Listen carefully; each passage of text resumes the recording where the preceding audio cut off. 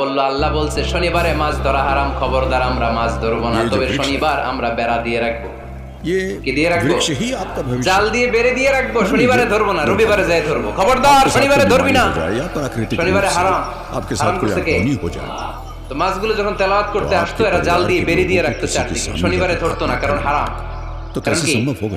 বেড়ে দিয়ে রাখতো, রবিবারে যে ধরতো। আল্লাহ কি এটা বুঝাইছে? আল্লাহ বুঝাইছে শনিবারে যত মাছগুলো এসেছে এগুলো ধরা যাবে না, এগুলো যখন আবার সাগরের প্রবাহে ভেসে চলে যাবে তোমরা আবার নৌকা নিয়ে মাছ শিকার করতে পারবে। ঠিক কি না? ওরা কৌশল করে রবিবারে শনিবারে আটকে রাখতো, এরকম বেড়ে দিয়ে জাল দিয়ে রবিবারে যে ধরতো। আল্লাহ বললেন আওনালা আলাহুম কামা লাআন্না আসহাবাস সাবত কুনু কিরাদাতান খাসিইন, আমার সাথে কৌশল করেছিস, তোদের উপর আমার লানাত, তোরা অভিশপ্ত বানর হয়ে যা। মুহূর্তে পুরো জাতিটাকে বানরে রূপান্তরিত করে দিল কে?